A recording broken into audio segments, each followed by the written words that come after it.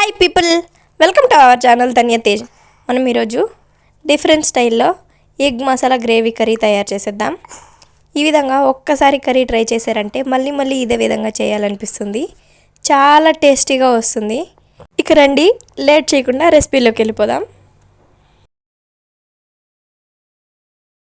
ఈ egg curry కోసం ముందుగా 5 గుడ్లను ఉడికించి పొట్టు తీసుకొని పక్కన ఉంచుకోవాలి. మీ ఆప్షనల్, మీరు ఎన్ని ఎగ్స్ అన్నా చేసుకోవచ్చు. గుడ్లను బట్టి గ్రేవీ మెజర్మెంట్స్ అడ్జస్ట్ చేసుకోవాల్సి ఉంటుంది. అన్ని గుడ్లను కరెక్ట్గా సగానికి లోపల ఉన్న ఎల్లో పార్ట్ సపరేట్ అవ్వకుండా ఈ విధంగా నీట్గా కట్ చేసుకోవాలి. అన్ని గుడ్లను ఇదే విధంగా కట్ చేసుకొని ఒక ప్లేట్లో ఉంచుకోవాలి.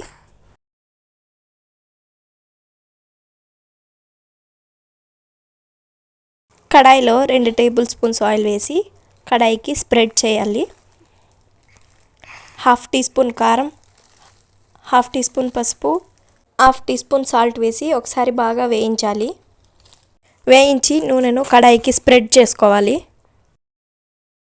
కారం పచ్చివాసన పోయిన తర్వాత గుడ్లను ఈ విధంగా బోర్లించి పెట్టాలి. అన్ని గుడ్లను ఇదే విధంగా బోర్లించి పెట్టి వేయించుకోవాలి. ఒకవైపు బాగా వేగిన తర్వాత మరోవైపుకు టర్న్ చేసి అన్ని వైపులా బాగా వేగే విధంగా కడాయిని కదుపుతూ ఉడికించుకోవాలి.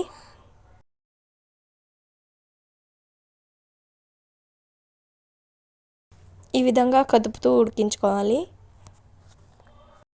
అన్ని వైపులా రోస్ట్ అయిన తర్వాత గ్యాస్ ఆఫ్ చేసి ఈ గుడ్లను పక్కన ఉంచుకోవాలి. ఒక మిక్సర్ జార్ తీసుకొని 3 మీడియం సైజ్ టమాటాలను ఈ విధంగా మీడియం సైజ్ ముక్కలుగా కట్ చేసుకొని వేసుకోవాలి. కొద్దిగా కొత్తిమీర, కొంచెం పుదీనా వేసుకొని మెత్తటి పేస్ట్గా గ్రైండ్ చేసుకోవాలి. గ్రైండ్ చేసిన తర్వాత చూపిస్తున్నాను చూడండి. పేస్ట్ కన్సిస్టెన్సీ ఈ విధంగా ఉంటే సరిపోతుంది. వాటర్ అస్సలు వేయాల్సిన అవసరం లేదు, టమాటాలోనే వాటర్ ఉంటుంది కాబట్టి సరిపోతుంది. కడాయి పెట్టి కడాయిలో 2 టేబుల్ స్పూన్ ఆయిల్ వేసి 2 ఇంచుల దాల్చిన చెక్కను ఇంచి వేసుకోవాలి. 4 లవంగాలు, 3 యాలకులు వేసుకోవాలి.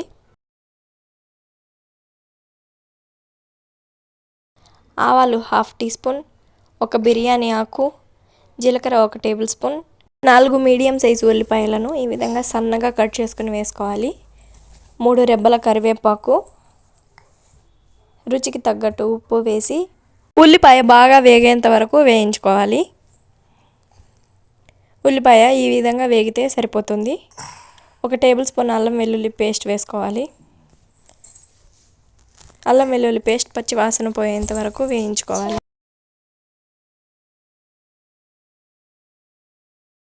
2 టీ స్పూన్ల కారం, 1 టేబుల్ స్పూన్ ధనియాల పొడి, 1/2 teaspoon garam masala, 1/2 teaspoon జీలకర్ర పౌడర్ వేసుకోవాలి. 1/2 టీ స్పూన్ పసుపు వేసి వేయించాలి. మనం ముందుగా గ్రైండ్ చేసుకున్న టమాటా పేస్ట్ వేసి టమాటా బాగా వేగి నూనె పైకి తేలేంత వరకు ఉడికించుకోవాలి. ఈ విధంగా నూనె పైకి తేలితే టమాటా బాగా వేగిపోయినట్టు. ఒకసారి బాగా మిక్స్ చేసుకొని 1 కప్పు పెరుగు వేసుకోవాలి. లేదంటే 1/4 లీటర్ ప్యాకెట్ 1 ప్యాకెట్ వేసి సరిపోతుంది. నేనైతే ఈ బౌల్తో 1 బౌల్ వేస్తాను. ఒకసారి గరిటెతో బాగా కలుపుకొని ఫ్లేమ్ మీడియం ఫ్లేమ్లో ఉంచి ఉడికించుకోవాలి. ఈ విధంగా నూనె పైకి తేలిన తర్వాత 3 టేబుల్ స్పూన్ల వాటర్ వేసుకోవాలి. మీకు గ్రేవీ థిన్గా కావాలంటే ఎక్కువ వాటర్ వేసుకోవచ్చు. చిక్కగా ఉండాలంటే కొద్దిగా నీళ్లు వేసుకుంటే సరిపోతుంది. నీళ్లు వేసిన తర్వాత 1 నిమిషం పాటు గరిటెతో కలుపుతూ ఉడికించుకోవాలి. 1 నిమిషం ఉడికించుకున్న తర్వాత ముందుగా మనం రోస్ట్ చేసి పెట్టుకున్న కోడిగుడ్లను వేసుకోవాలి. గుడ్లను వేసిన తర్వాత 1 నిమిషం పాటు మళ్ళీ ఉడికించి సన్నగా కట్ చేసిన కొత్తిమీర తరుగు, కసూరి మేతి వేసి కలుపుకోవాలి. అంతే అండి, మన ఎగ్ గ్రేవీ కర్రీ రెడీ అయిపోయింది.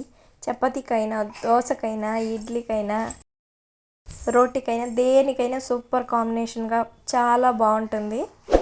మీరు కూడా ఇదే విధంగా ట్రై చేసి మీకు రెసిపీ ఎలా వచ్చిందో కామెంట్ చేసేయండి. ఈ రెసిపీ నచ్చితే ఒక లైక్ చేసేయండి. డిఫరెంట్ స్టైల్లో రెసిపీస్ తయారు చేయాలనుకుని మీ ఫ్రెండ్స్ అండ్ ఫ్యామిలీకి ఈ రెసిపీని షేర్ చేసేయండి. మరిన్ని ఇలాంటి డిఫరెంట్ స్టైల్ రెసిపీస్ కోసం నా ఛానల్ని సబ్స్క్రైబ్ చేసేయండి. Thank you for watching.